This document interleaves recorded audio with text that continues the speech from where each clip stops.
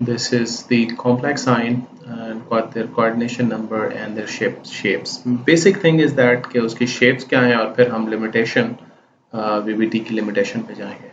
So we know that so coordination number अगर 2 हो तो जो भी complex होगा उसकी जो shape होगी that would be linear. अगर coordination number 4 है तो square planar या tetrahedral दोनों हो सकते हैं, depends on hybridization. इसी तरह 6 हो तो ऑक्टाहेड्रल. तो ये मेन 4 शेप्स जनरेट होती हैं और एक्सप्लेन करते हैं हम through PBT. So on to the next, limitations क्या क्या हैं वीबीटी में, कौन कौन सी आपको लिमिटेशंस फेस करनी पड़ती हैं. फॉर एग्जांपल नंबर 1, ये relative stability of different shape and coordination numbers को एक्सप्लेन नहीं कर सकता. इन टर्म्स ऑफ दैट कि वो स्टेबिलिटी को एक्सप्लेन नहीं कर सका. जैसे हमने ये कहा कि इट कैन नॉट एक्सप्लेन कि कोबाल्ट +2 स्टेट सिस्टम जो हैं वो दोनों बनाता है ऑक्टाहेड्रल एंड टेट्राहेड्रल कॉम्प्लेक्सेस. तो it can not explain it's. ये ऐसा क्यों करता है? D7 सिस्टम ऑक्टाहेड्रल भी बना रहा है, वो टेट्राहेड्रल भी बना रहा है. वाई? इसी तरह निकल जो है D8 सिस्टम है +2 स्टेट में, ये रेयरली टेट्राहेड्रल बनाता है. ठीक है, क्यों बनाता है ये नहीं बता पा रहा है. इसी तरह आयरन 5D5 सिस्टम में +3 स्टेट में ये दोनों टेट्राहेड्रल ऑक्टाहेड्रल बनाता है, लेकिन D3 सिस्टम में क्रोमियम +3 जो है वो सिर्फ ऑक्टाहेड्रल कॉम्प्लेक्सेस बनाता है. तो ये सारी चीजें एक्सप्लेन नहीं कर सके stability of different shapes and different complexes. इसी तरह सेकेंड नंबर पे आती है कि वीबीटी ये भी एक्सप्लेन नहीं कर सका कि कॉपर +2 स्टेट्स में जब होता है तो डिस्टॉर्टेड ऑक्टाहेड्रल कॉम्प्लेक्स क्यों बनाता है. ऑल्दो उसके सारे जो लिगेंड्स हैं वो सारे अगर सेम भी हों तब भी डिस्टॉर्टेड कॉम्प्लेक्स बनाता है. क्यों बनाता है यहाँ ये वीबीटी एक्सप्लेन नहीं कर सके. ठीक इसी तरह रिलेटिव रेट ऑफ रिएक्शन किसी भी मेटल कॉम्प्लेक्स के वो एक्सप्लेन नहीं कर सके. इसी तरह classification of metal complexes on the basis of magnetic behaviour into covalent यानी इनर ऑर्बिटल और आउटर ऑर्बिटल कॉम्प्लेक्सेस में वो भी कोई सेटिस्फैक्ट्री बात नहीं है, rather it is more misleading. For example ionic complexes जैसे ये एकिक का है, ट्राई एकिक आयरन कॉम्प्लेक्स जो है ये it has a high volatility, high solubility on organic solvents, which are characteristics of covalent compound. But we are saying that this is ionic. So it also know that aqua ion जो है chromium hexa aqua chromium ion जो है ये much weaker acid है, जबकि iron जो hexa aqua iron complex है वो और hexa cobalt complex जो है उनके मुकाबले में वो स्ट्रॉन्गर एसिड्स है. डिस्पाइट दैट फैक्ट कि जो आयरन वाला कॉम्प्लेक्स है ये आउटर ऑर्बिटल टाइप है with more ionic bonding, while other two aqua ions are of outer orbital types with a covalent bond. तो ये सारी चीजें जो हैं वो एक्सप्लेन नहीं कर सका आपका VBT का concept. Similarly, still it is continued. 5 जो है VBT fails to explain detail about magnetic properties, magnitude of orbital contribution to magnetic moment. दोनों केसेस में टेट्राहेड्रल केस, ऑक्टाहेड्रल कॉम्प्लेक्सेस वगैरह वगैरह इन सारों में एक्सप्लेन नहीं कर सका. ठीक है, तो ये सारा कुछ भी अगर ये रीड आउट कीजिएगा आपको अंदाजा हो जाएगा. तो ये मैग्नेटिक प्रॉपर्टीज और उनकी मैग्नीट्यूड को बिल्कुल एक्सप्लेन नहीं कर सकता.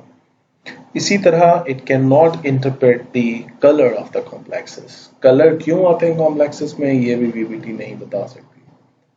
सही, तो ये सारी अच्छा उसके बाद आता है जी के magnetic moment value of complexes of certain ions are much higher than other and expected by spin only formula. VBT cannot explain enhanced value of magnetic moment. नहीं कर सकती है, explain नहीं कर सकती. ठीक है, इसी तरह it does not explain the predict the magnetic behavior of the different complexes. ठीक है, this theory can only predict the number of unpaired electron. आप सिर्फ number of unpaired electron को सिर्फ predict कर सकते हैं, लेकिन cannot explain the magnetic behavior यानी एक्सप्लेन नहीं कर सकते. For example, square planar complex of nickel plus 2D9 system is actually formed by dsp2 hybridized orbitals. Uska jo, or according to that complex should be diamagnetic. While all other tetrahedral complexes of nickel formed by sp3 hybridization were paramagnetic due to the presence of two unpaired electrons. The X-ray study here, quadrilateral two complexes, have shown that one or the same complex can be obtained in both paramagnetic form, right, और diamagnetic form. यानी वो same complex जो ऊपर जो paramagnetic था वो dia भी हो सकता है, पैरा भी हो सकता है, डिपेंड्स ऑन द कलर. उसका कलर चेंज हुआ, वो चेंज हो गया. क्यों हुआ? VBT can not explain it. So VBT has no explanation for its temperature dependent paramagnetic character of this complex. Temperature change होने से paramagnetism कैसे change हुई? No, it cannot explain. VBT cannot explain order of reactivity of inner orbital inert complexes and observe difference in energies of activation and series of similar complexes. यानी जब complex बनता है ना, तो वो कॉम्प्लेक्स बनने के बाद उसका रिएक्शन जो फर्दर है वो उनके ऊपर उसकी रिएक्टिविटी क्या है, ये VBT नहीं एक्सप्लेन कर सकता. ठीक है, तो ये VBT की क्या है, ड्रॉबैक्स हैं, लिमिटेशंस हैं जो एक्सप्लेन नहीं कर सकता. अब हम नेक्स्ट थ्योरी की तरफ जा रहे हैं. जो अब यहाँ पीछे अगर आप देखें तो यहाँ दो चीज़ों का हमें ज़्यादा प्रॉब्लम आ रहा है. एक आ रहा है कि VBT कलर्स को, कॉम्प्लेक्सेस को, कलर्स को एक्सप्लेन नहीं कर पा रही, और दूसरा मैग्नेटिक इफेक्ट को या मैग्नेटिक प्रॉपर्टी को एक्सप्लेन नहीं कर पा रही. तो इन चीज़ों के लिए ना नेक्स्ट थ्योरी है जिसे हम कहते हैं क्रिस्टल फील्ड थ्योरी. ये थ्योरी जो है ना, बेसिकली एडवांसेस इस थ्योरी में लाए हैं दो लोग. एक का नाम है ब्रेथी एंड दूसरे का नाम है वैन लैक. तो इन्होंने जनरली ये थ्योरी अप्लाई की आयनिक क्रिस्टल्स के ऊपर, लिहाजा इसे क्रिस्टल फील्ड थ्योरी कहते हैं. ठीक है. 1950s से पहले that Orgel populated its use for inorganic chemist. So 1952 से पहले ही ज़्यादा इनऑर्गेनिक केमिस्ट्री वालों को से पहले थोड़ा सा इसको इंट्रोड्यूस कराया गया था, लेकिन इन दो लोगों ने इनको बहुत ज़्यादा क्या किया,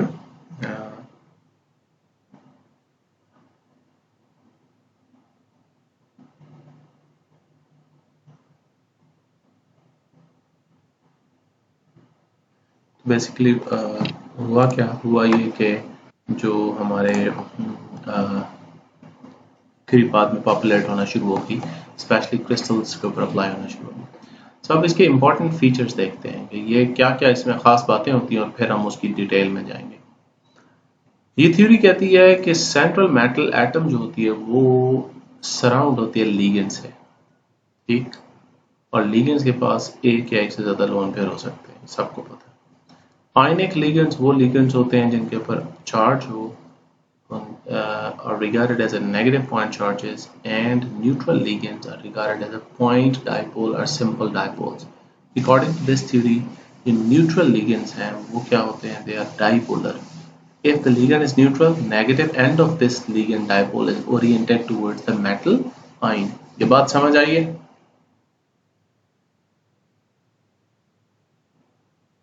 प्रॉब्लम तो नहीं है इस पॉइंट नंबर 2 में?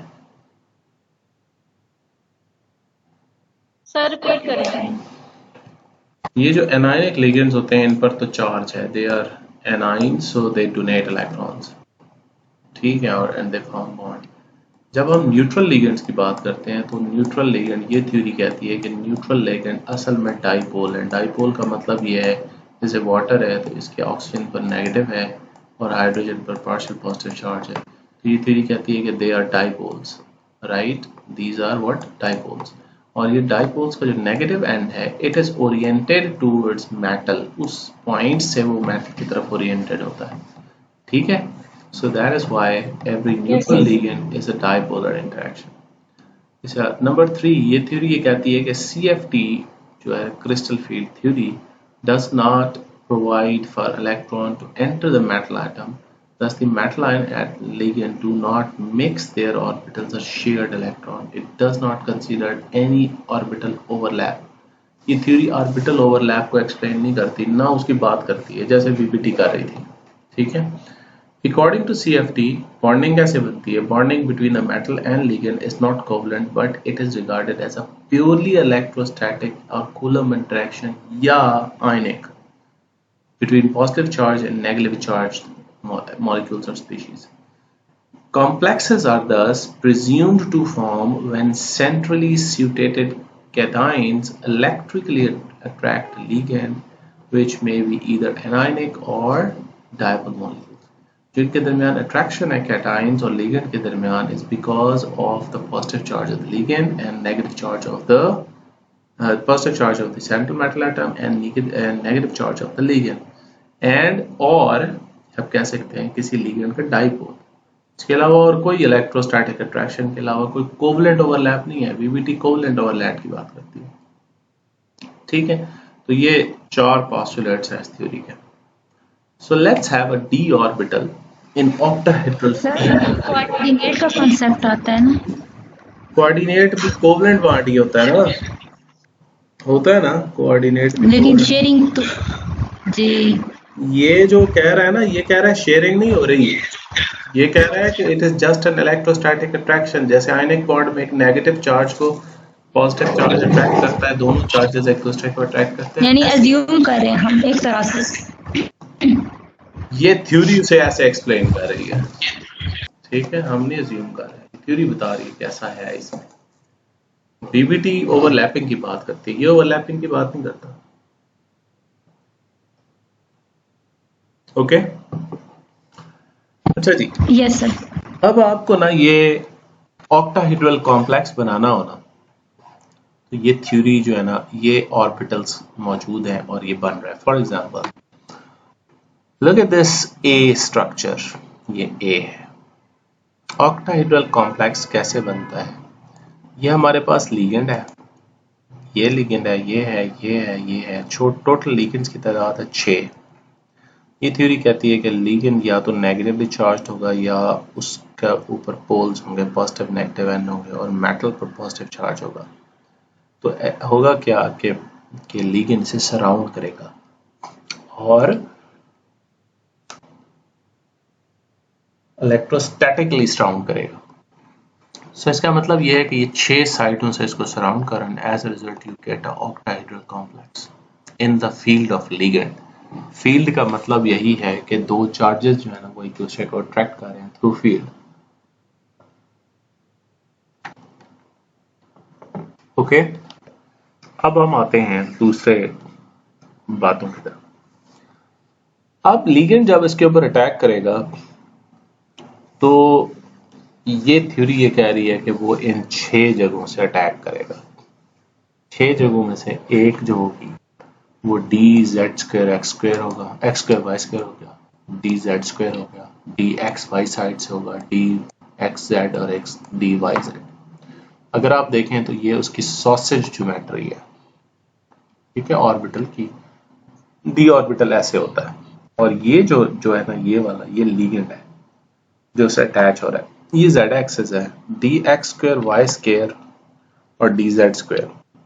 तो ये देखें, ये जेड स्क्वायर है एक, तो ये जो डी है ना, ये इधर से ये लिगेंड यहाँ से अटैक करेगा, यहाँ से करेगा, यहाँ से करेंगे। तो इसका मतलब ये है कि जेड एक्सिस में कर रहा होगा, ये एक्स वाई एक्सिस पर, एक्स एक्सिस वाई एक्सिस पर अटैच हो रहा है लिगेंड, जेड एक्सिस पर अटैच हो रहा है, एक्स स्क्वायर वाई स्क्वायर के दरमियान वाले लूप्स को टच कर रहा है एंड सो ऑन। ठीक है, अब इसके नतीजे में होगा ये, जब लिगेंड आ रहा होगा तो ऑर्बिटल स्प्लिट करना शुरू कर देंगे। मैंने आपसे कोई क्वेश्चन पूछे थे असाइनमेंट के तौर पर, वो असाइनमेंट वाले भेजे थे आपने मुझे, मरियम भेज दिए ना? मैंने अपलोड अभी तक नहीं किया। मैंने अपलोड अभी तक कर दिए हैं, बल्कि सर आपने कर दिए। कर दिया आपने, लेकिन अभी उसमें ये वाला क्वेश्चन शामिल नहीं हुआ था, T2G वाला। बाकी सारे क्वेश्चन शामिल कर दिए थे मैंने। अच्छा ठीक है, सही। अगेन कोई किसी ने ढूंढा है T2G और EG क्यों कहते हैं?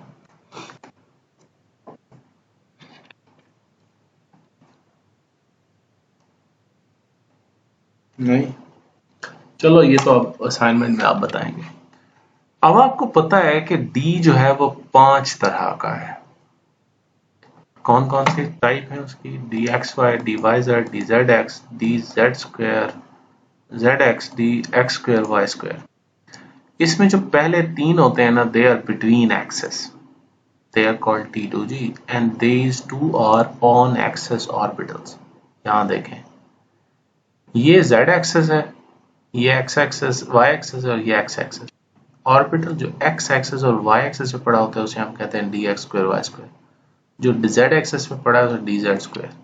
जो x एक्सेस और y एक्सेस के दरमियान ऑर्बिटल है उसको क्या कह रहे हैं? dxy। जो x और y z के दरमियान है उसे dxz, और जो y और z के दरमियान है उसे dyz कहते हैं। अब आप देखें कि ये एक एटम है, कोई भी एटम है, उसके ये d ऑर्बिटल है, इन d ऑर्बिटल की एनर्जी सेम है, ऐसे है ना? इन सब की एनर्जी क्या है? सेम। जिन ऑर्बिटल्स की एनर्जी सेम हो उसे कहते हैं डीजेनरेटेड ऑर्बिटल्स। ये तो पता है? Yes sir. So these are degenerated orbitals, इनकी एनर्जी सेम है, सही। लेकिन इनमें 2 सेट थे, T2G एंड EG। ये जो नोटेशन है क्यों दी है ये आप पढ़ेंगे, फिर मेरे साथ बात करेंगे इस पर। अब हुआ ये कि लिगेंड इन पर अटैक करने आ रहा है। लिगेंड जब अटैक करने आ रहे हैं तो कितने लिगेंड अटैक करने आ रहे हैं? 6 से 6 आ रहे हैं, कोई लिगेंड आ रहे हैं अटैक करने। जब लिगेंड अटैक करने आएगा तो हमेशा अटैक थ्रू सर्टेन एक्सेस होता है, ऐसे नहीं होता, बिटवीन एक्सेस अटैक नहीं होता। कैसे होता है? On axes. जब ऑन एक्सेस अटैक होने आया, इनके साथ बॉन्ड बनाने की कोशिश करने लगा है, जो भी हुआ, तो जो ऑर्बिटल ऑन एक्सेस थे, पहले काम क्या हुआ, जब ये लिगेंड इनके करीब आया तो हुआ ये कि इसमें कोई ना कोई इलेक्ट्रॉन्स होंगे, कुछ ना कुछ होगा। तो इधर से लिगेंड ऑर्बिटल आ रहे हैं और ये ऑर्बिटल पड़े हुए हैं, तो दीज बोथ ऑर्बिटल्स जब एक दूसरे के करीब आएंगे तो दे स्टार्ट फीलिंग रिपल्जन, ये एक दूसरे को रिपेल करने लगेंगे। And this repulsion, first stage पे रिपल्जन होती है, ठीक, रिपल्जन स्टार्ट हुई। अब जब रिपल्जन स्टार्ट हुई तो इन सारे ऑर्बिटल्स की एनर्जी इंक्रीज कर गई। तो ये वो स्टेट है जहां पर रिपल्जन क्रिएट हुई और एनर्जी इंक्रीज कर गई। अभी लिगेंड जो है ना, इसको 100% अप्रोच नहीं किया, इसके करीब आ रहा है, रिपल्जन इंक्रीज हुई है। अब और करीब आया, जैसे और करीब आया तो हुआ ये कि जो ऑर्बिटल ऑन एक्सिस थे उन्होंने ज्यादा रिपल्जन फील की और जो बिटवीन एक्सिस थे उन्होंने कम रिपल्जन फील की, क्योंकि they are not directly on the axis, या उस जो लिगेंड उसको अप्रोच कर रहा है उसकी डायरेक्ट सामने नहीं आ रहे ऑर्बिटल, क्योंकि ये बिटवीन एक्सिस हैं। तो आ कहां से? लिगेंड वाले ऑर्बिटल कहां से आ रहे हैं? Through proper direction. तो क्या हुआ, जो ज्यादा रिपल्जन फील करेगा उसकी एनर्जी ज्यादा हो जाएगी। तो किसकी एनर्जी ज्यादा हो गई? EG वालों की, यानी dz square, x square, y square की। और जो बिटवीन एक्सेस थे उन्होंने उतनी रिपल्जन नहीं फील की, बल्कि उसके ऑपोजिट उन्होंने अट्रैक्शन फील की। तो ये इनकी एनर्जी क्या हो गई? ज्यादा ड्रॉप हो गई। तो जब कोई लिगेंड आता है तब स्प्लिटिंग हो जाती है। किसकी स्प्लिटिंग हुई है? d ऑर्बिटल की। दो स्टेट्स बन गई हैं, EG की एनर्जी हाई हो गई है, T2G की एनर्जी नीचे हो गई, कम हो गई। Difference of these two energies, इन दो ऑर्बिटल्स के दरमियान जो एनर्जी डिफरेंस जनरेट हो रहा है उसे डेल्टा E कहते हैं, और इसका नाम है क्रिस्टल फील्ड स्प्लिट एनर्जी। एक सेकंड, इसको कहते हैं क्रिस्टल फील्ड स्प्लिटिंग एनर्जी। जी आप बोले। आई थिंक इसी वजह से इनका जो नाम है T2G और EG है, क्योंकि जब इनकी स्प्लिटिंग हो रही है तो एक T2G में जा रहा है और एक EG में, EG की इसकी दूसरे की ज़्यादा होगी है और इसकी कम हो गया है। उसकी मतलब एक जो T2G है वो ट्रिपली जनरेट हम कह सकते हैं, क्योंकि ज़्यादा होगी है, और जो EG है वो उसमें 2 ऑर्बिटल हैं तो हम डबली कह सकते हैं डबल डीजेनरेट। हाई तो हुई है ना एनर्जी जब Exactly. It's triply degenerate and that is doubly degenerate. इसको दोबारा आप पढ़ेंगी तो ज़्यादा आपको बेहतर तरीके से समझ आएगा कि why it is EG, why it is T2G. ये T2G का क्या मतलब है और EG का क्या मतलब है? This was my question. ठीक है ऐसे ही स्प्लिटिंग होगी, एक की एनर्जी डबली डीजनरेटेड होगी। इसी तरह बोल रहे हैं अच्छा जी जी कौन बोल रहा था? सर टी तो शो करेगा ना ट्रिपल को, टी तो शो करेगा ट्रिपल को, तो डबल को डी जी शो कर रहा है नहीं, समथिंग इज लाइक दैट। जी यहाँ पे भी है, जी यहाँ पे भी है, टू इधर ज्यादा है, यहाँ टू नहीं है, यहाँ टी है, यहाँ ई है, तो ऐसे नहीं है कि सिर्फ ये सर जी सर जी जेरेड को रिप्रेजेंट कर रहा है सिमेट्री को। गुड। और जो 2 1 T2 जो 2 1 वो रिप्रेजेंट डिफरेंस कर रहा है कि P जब होते हैं P ऑर्बिटल्स तो हम T1U लिखते हैं, तो जब D होंगे तो T2G लिख देंगे हम। ठीक है, गुड। इसे मजीद मैच्योर करें, वर्डिंग में लेके आए, ठीक है। So this is basically splitting. ठीक हो गई, स्प्लिटिंग हो गई।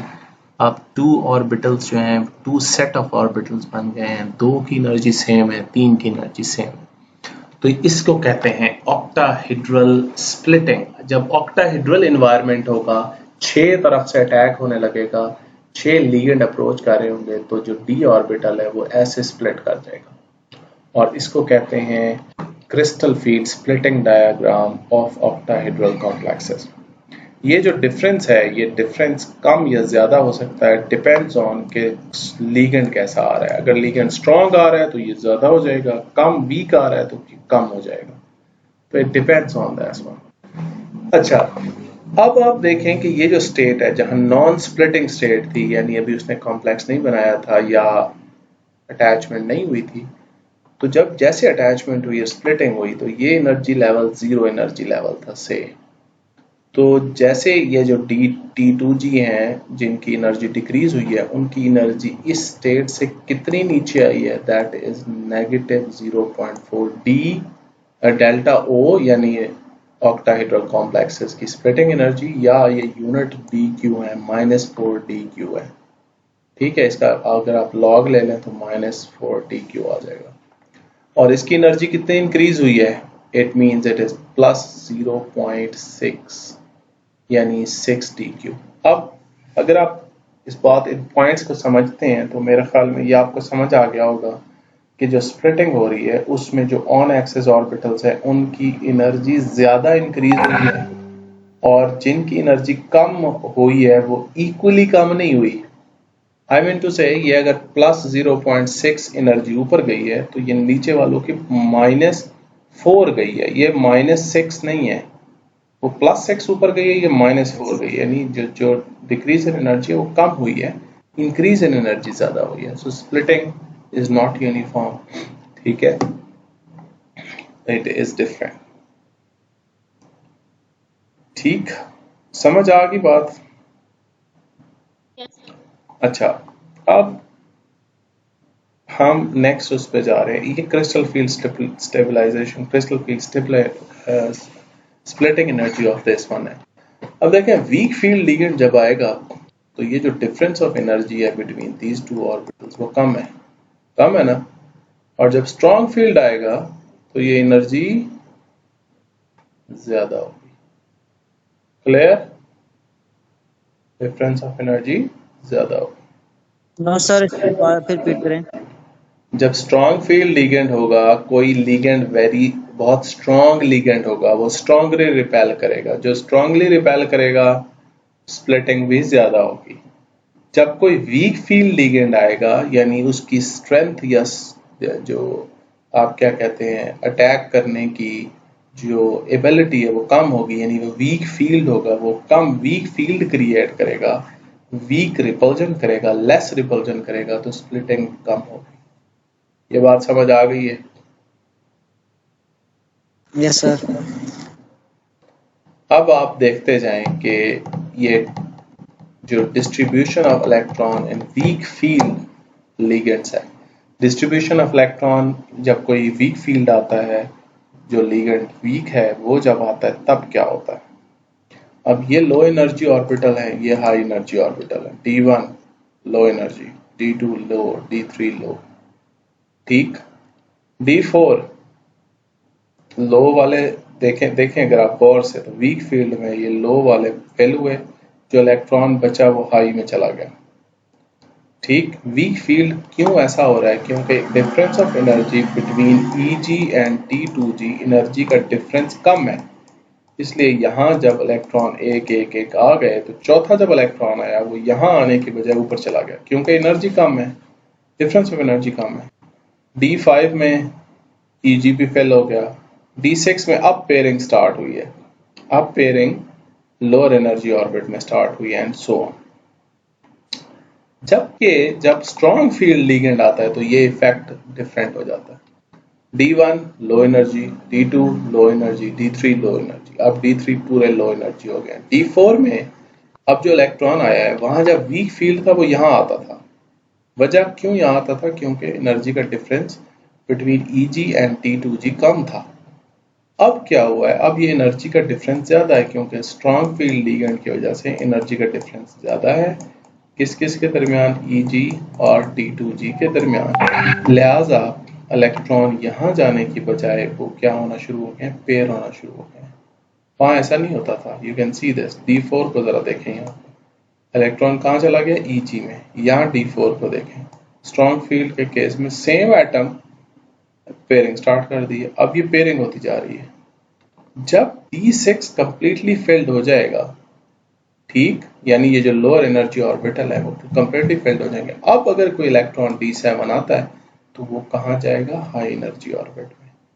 अब वो Eg में जा सकता है, वरना Eg में नहीं जा सकता एंड सो। अब अगले Eg फेल होना शुरू हो जाएगा। ये बात समझ आई है? Yes sir.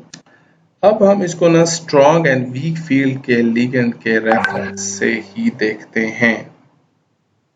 Strong and weak field के लिगेंड से की सेंस में हम इसे देख रहे हैं। अब ये क्रोमियम आयन है, क्रोमियम 3 है, उसमें D6 सिस्टम है, 6 इलेक्ट्रॉन है D में, एक इधर है, ये 4 और 2 6 पूरे हो।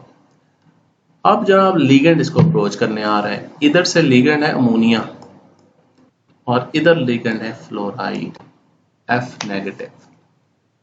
अब अगर आप देखें तो F जो है it's a weak field ligand, और जो अमोनिया है it is a strong field ligand. तो क्या हुआ क्या?